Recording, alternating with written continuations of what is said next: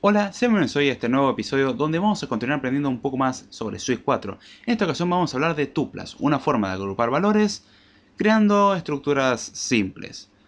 La idea de las tuplas es justamente tener distintos valores, ya que hasta el momento teníamos valores simples, es decir, variables que tenían un solo valor, y una tupla puede agrupar o envolver o generar un entorno donde básicamente uno puede poner distintos valores dentro de la misma estructura. La idea de esto es reflejar justamente estructuras simples y la notación es similar a pares ordenados, triplas y de hecho existe la estructura tupla en general como un concepto.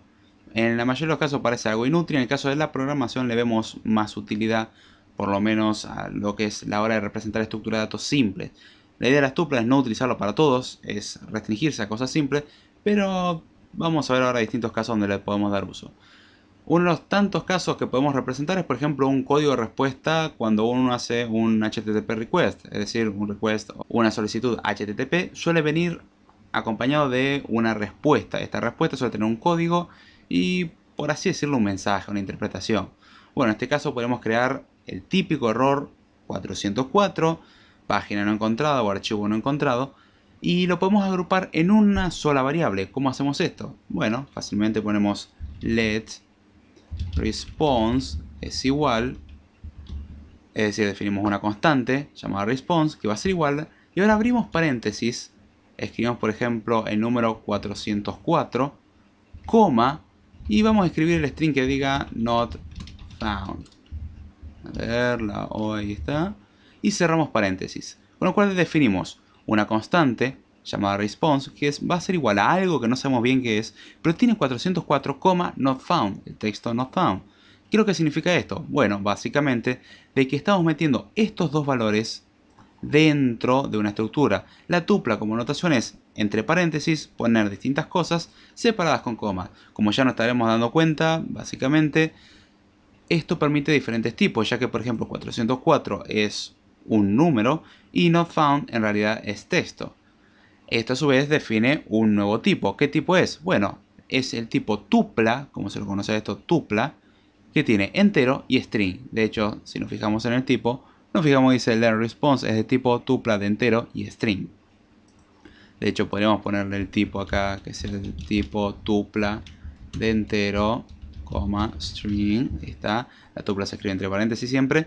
Y esto no cambiaría nada, ya que no tendríamos que inferir el tipo, sino que ya se lo estaríamos dando. Por defecto, Swift permite inferirlo.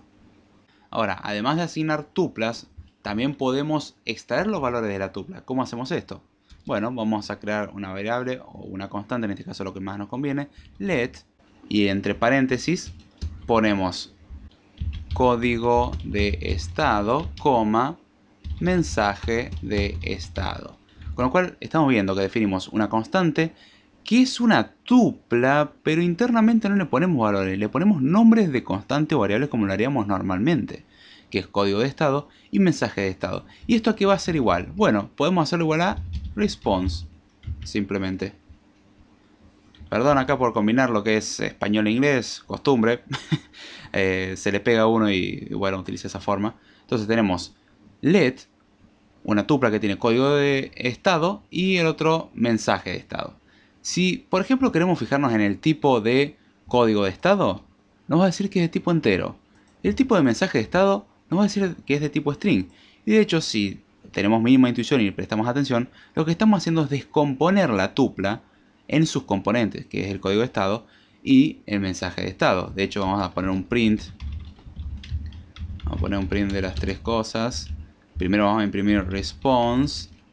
Después vamos a imprimir código de estado. Y el otro va a ser mensaje de estado. Si le damos a correr a esto, primero tendremos que obtener una tupla.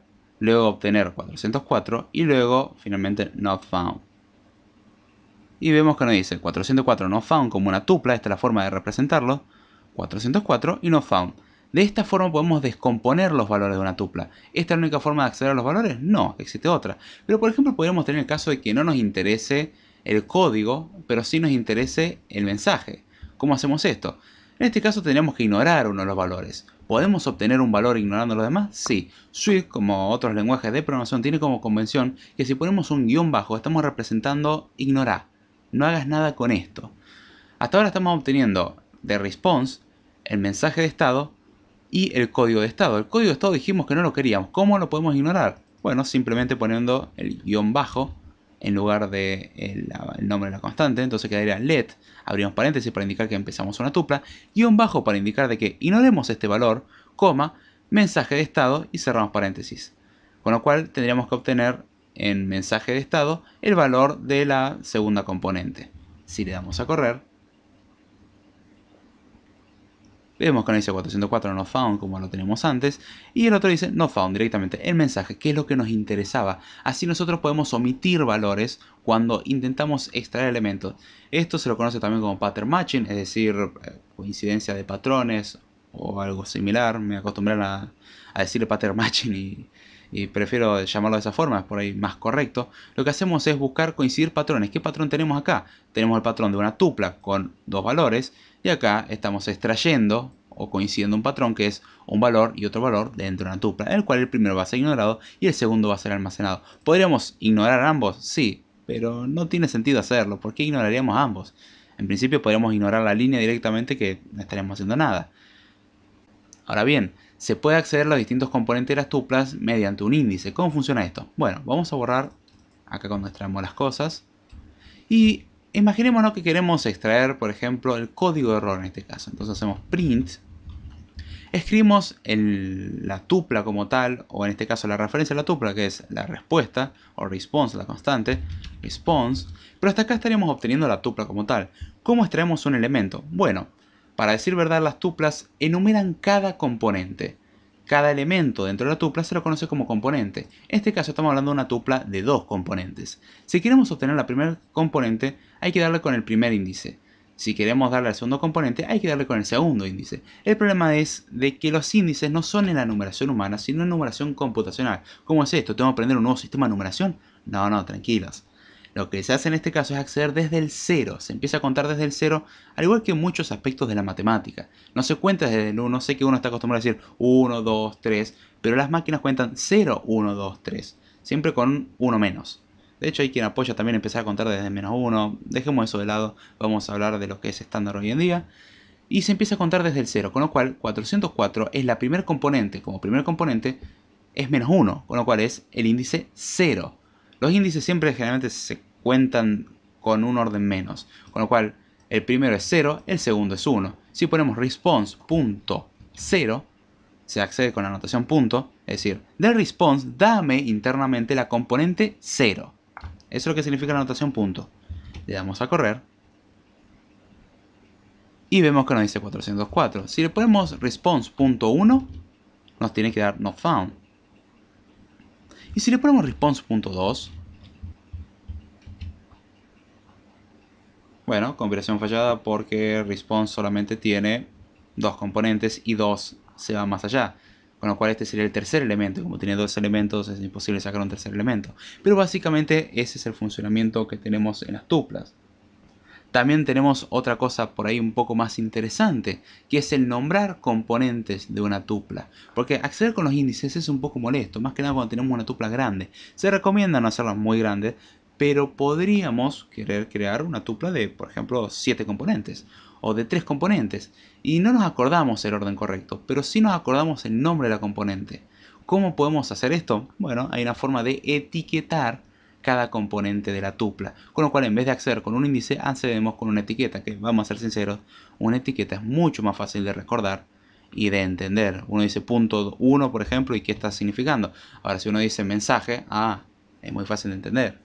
Ahora bien, ¿cómo podemos nombrar? Bueno, vamos a crear otra más. Let estado 200 http va a ser igual a una tupla que va a tener como primer componente, por ejemplo, el código 200, que es el código en HTTP, en HTTP, para indicar que las cosas salieron bien.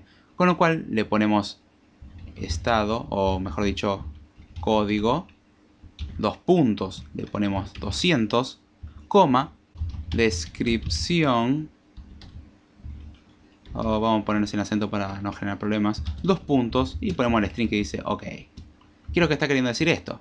Bueno, básicamente lo que acabamos de crear acá es una tupla que tiene los campos etiquetados. ¿Cómo funciona esto? Bueno, si queremos imprimir estado 200 HTTP. Vamos a escribir acá estado 200 HTTP, punto. Y ya vemos que el mismísimo Xcode nos da la sugerencia. Ahora, en vez de accederse por índice, hay que accederlo por las etiquetas. Con lo cual, de hecho, la ayuda que nos da Xcode es bastante grande. ¿Por qué? Porque nos dice que podemos extraer código, que es de tipo entero, o descripción, que es de tipo string. ¿Qué queremos nosotros? Y bueno, vamos a ver la descripción, porque para nosotros entendemos más la descripción.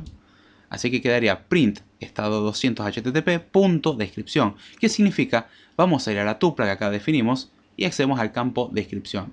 Vamos a leer un poco la definición de la tupla. Bueno, la tupla se define como una constante que se llama estado 200 HTTP y va a ser igual a una tupla cuya primer componente va a estar etiquetada con el nombre de código, que ponemos dos puntos y después de los dos puntos el valor que le vamos a asignar, en este caso 200, y luego una descripción que va a ser OK, el string que dice OK. Si le damos a correr,